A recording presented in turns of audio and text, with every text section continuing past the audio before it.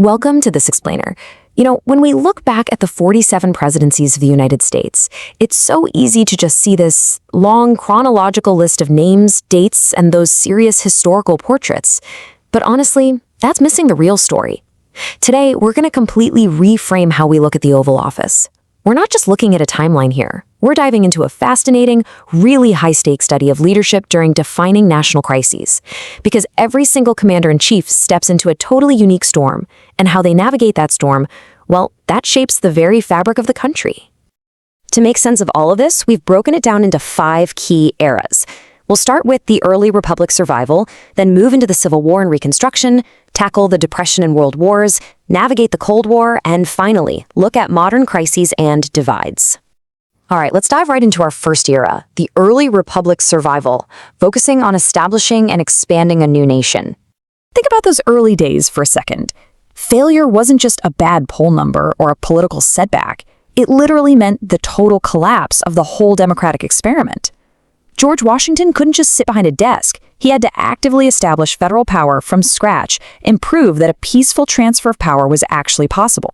And right after him, John Adams used some incredibly careful diplomacy to dodge a major, devastating war with France, a war the young nations simply couldn't afford. Then jump to 1812. James Madison, the guy known as the father of the Constitution, suddenly finds himself leading the country in a second war against Great Britain just to permanently secure American independence. It was a constant, high-wire balancing act on the world stage.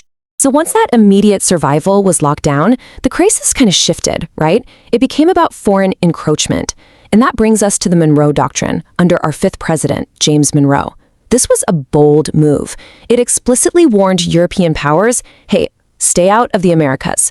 By drawing that massive line in the sand, Monroe basically established the U.S. as a true sovereign power, and it actually ushered in this rare period of national unity that historians call the era of good feelings. But that focus on survival, it quickly evolved into a relentless drive for expansion, really fueled by this idea of manifest destiny. James K. Polk was a huge champion of this. Under his watch, the U.S. fought the Mexican-American War and gained California and massive chunks of the Southwest. But here's the absolutely crucial takeaway. While this solved the problem of territorial limits, it violently accelerated a super dangerous internal crisis. Because expanding the borders meant expanding the debate over slavery. It was basically setting a ticking time bomb for the whole nation.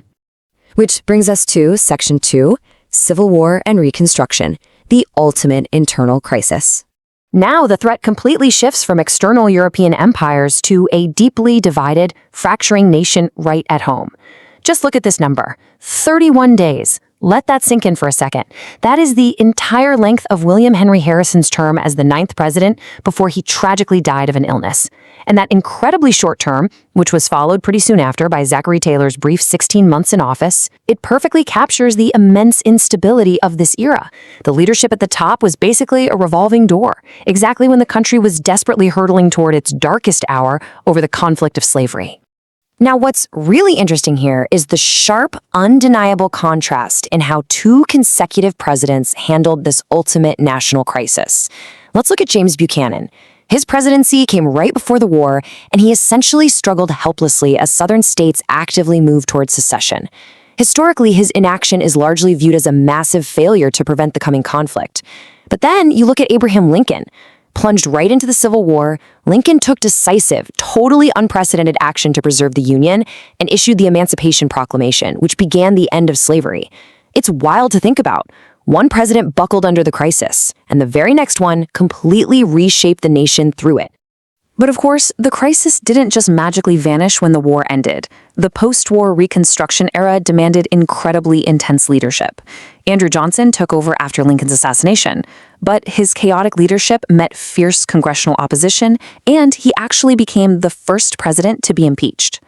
Contrast that with Ulysses S. Grant, the Union general turned president. Grant used the sheer power of the presidency to actively support civil rights for African Americans and physically fight back against the Ku Klux Klan. The crisis of a torn nation required immense strength, and honestly, their approaches couldn't have been more different. Moving on to Section 3, Depression and World Wars, Navigating Global Threats. So the nation survives its internal fractures, only to be violently thrown onto the global stage. We're talking economic collapse and total warfare threatening the very fabric of society. Talk about historical whiplash. In just a few decades, you've got Woodrow Wilson leading the nation through the unprecedented scale of World War I, trying to build international cooperation. Then boom, a quick pivot to the 1920s where Calvin Coolidge brings stability, limited government, and huge business growth. But that prosperity, it crashes instantly in the 1930s. Herbert Hoover faces the catastrophic Great Depression and gets hit with immense criticism. And right on the heels of that economic disaster, Franklin D. Roosevelt takes the reins, leading the nation straight out of the Depression and into the absolute inferno of World War II. Speaking of FDR, we absolutely have to highlight how he handled that massive economic collapse. His response was the New Deal.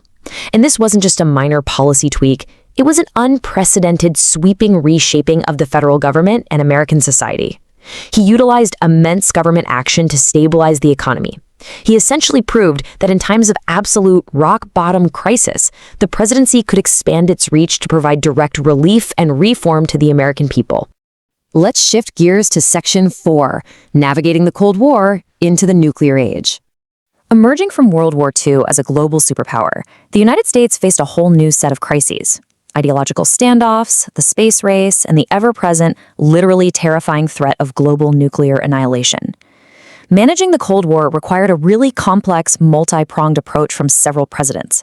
Harry S. Truman kicked things off by making the vital decision to support the rebuilding of Europe to stop the spread of communism. Dwight D. Eisenhower leaned heavily on his military background to promote stability and massively strengthen defense. John Kennedy had to navigate the most intense standoff of them all, the Cuban Missile Crisis, while simultaneously inspiring the nation with the space program. And later on, Richard Nixon used strategic diplomacy to suddenly improve relations with both China and the Soviet Union. It was just a constant high-wire act balancing sheer military defense with very delicate diplomacy. But while the Cold War raged globally, domestic crises were completely boiling over back home. Lyndon B. Johnson found himself managing two massive battlefronts at once. Internally, he launched the Great Society. This was a sprawling set of social programs and major civil rights laws aimed directly at fighting poverty and racial injustice. But concurrently, his presidency was largely defined and heavily weighed down by the highly divisive and escalating crisis of the Vietnam War. It's a pretty stark reminder that presidents are rarely, if ever, afforded the luxury of dealing with just one crisis at a time. And that brings us to Section 5, Modern Crises and Divides, Navigating a Complex New World. As we look at our more recent leaders, let's take a step back and impartially observe how they've handled a totally new breed of threats. We're talking everything from modern terrorism and massive financial crashes to incredibly deep political and social divisions. And the mechanisms used to combat these crises have been super varied.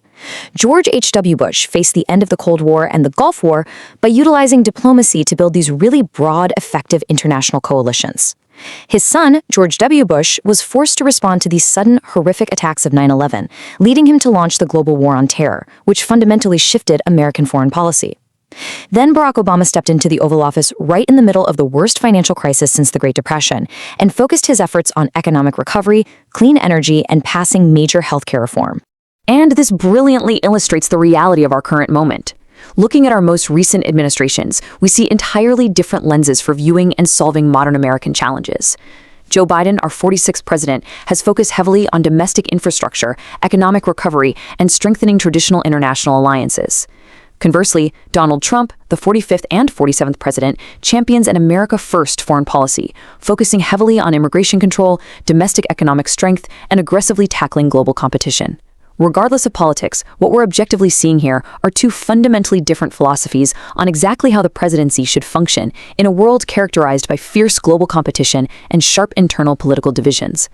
So, what does this all mean? The crucial point to take away from this explainer is that the American presidency is not just a desk, it is the ultimate crisis management role. From Washington establishing federal survival, to Lincoln saving the Union, to FDR battling the Depression, and modern leaders navigating a really polarized, complex world, the crises are cyclical, but they always demand profound leadership. Looking at this long arc of history leaves us with one critical question to ponder. As global competition and internal divisions continue to rise, how will future presidents face the next great inevitable crisis? Thank you so much for joining me to explore the history of the presidency. Keep learning and keep questioning.